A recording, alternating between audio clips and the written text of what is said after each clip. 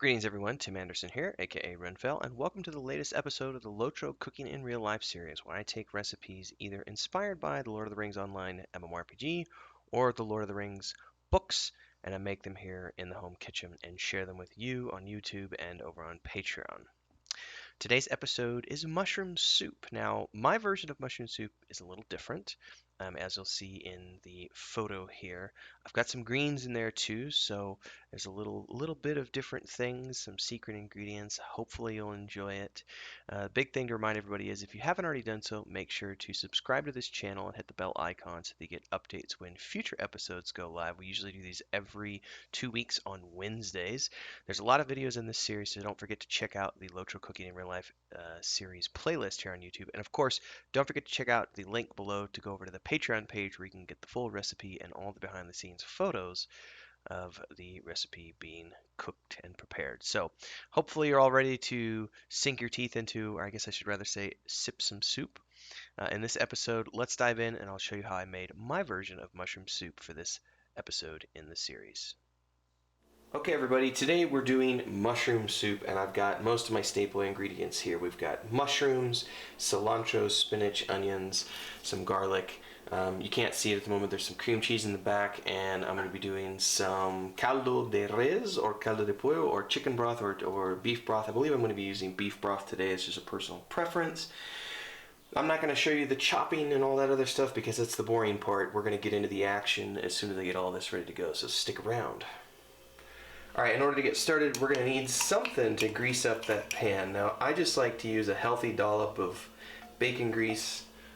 You can use butter, you can use whatever you want, olive oil or anything else. But you just want to get something in here. It's going to add a little bit of extra flavor and grease that pan up so that when we throw the mushrooms and everything in here, we have a nice oil to get that kind of sauteing everything down.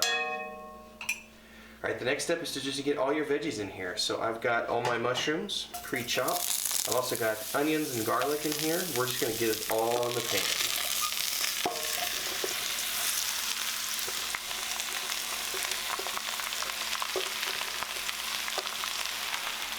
Alright, now that we've got everything in here, we're just going to give this a light stir real quick.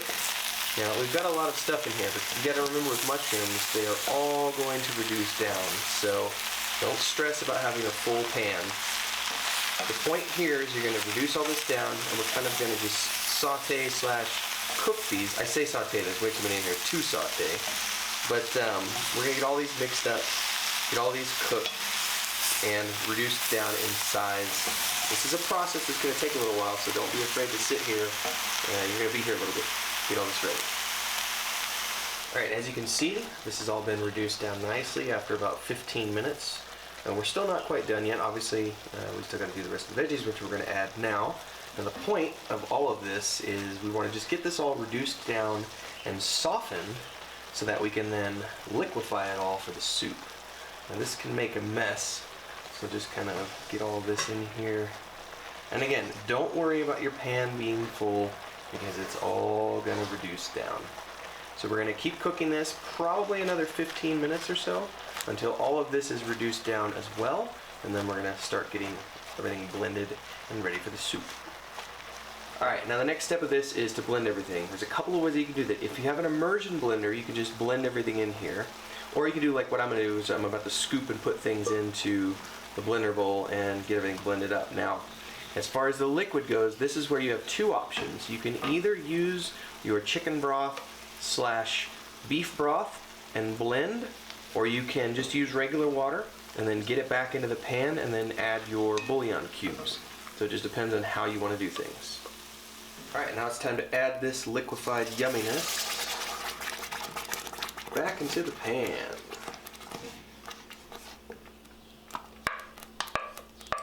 Alright, now how much water or how much broth you want to add to this depends on you, depends on the liquidity of how you want your soup, or how you want. If you want this to be a cream, it can be a cream. I like it as a soup, so therefore we're doing it as a soup. Now, I cheated today because they didn't have chicken broth at the store, so I'm just using bouillon cubes. and I put in about 2 cups of water, so I put in 2 cubes. That ought to be enough for the seasoning and for the flavors. Now obviously, as this cooks over the next 30 minutes, you're going to reduce the heat onto a simmer, you're going to cover it, and you're just going to sit here and let it simmer. Come in here and stir it every few minutes. In about 30 minutes, we'll be able to come in here and check to see what the flavor is like, and if we need to add any additional salt or pepper or anything else, we can. But until then, we're going to reduce this down and let it simmer. Alright, now that we've cooked it a little bit more, we're starting to get closer to the end time. We're going to add one of the secret ingredients, which is cream cheese. You just come in here, you can add a block of cream cheese for flavor. Get this melted down and stirred up in here as we go along. Alright, time to come in here and give it a final stir. And let's go ahead and serve this up.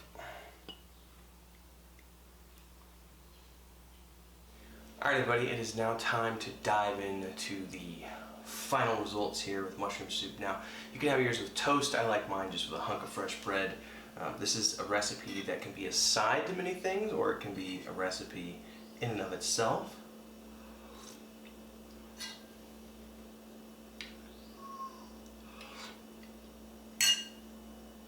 Get a hunk of bread in there. So good. Cold weather, hot weather, doesn't really matter. It's a recipe for all seasons. Hopefully you enjoy. So, first thing you need to do, make sure to check out the link below to go over to the Patreon page, where you get all the updates about the full ingredient list and everything else. And don't forget to subscribe to this YouTube channel. Hit the bell icon, get updates for when we go live with new content. Of course, don't forget to check out the other videos in the Lotro Cooking in Real Life series, because we got a lot of stuff there and we're continuing onwards to make more. I gotta have another bite. Pretty good. Alright, thanks everybody. See you next time.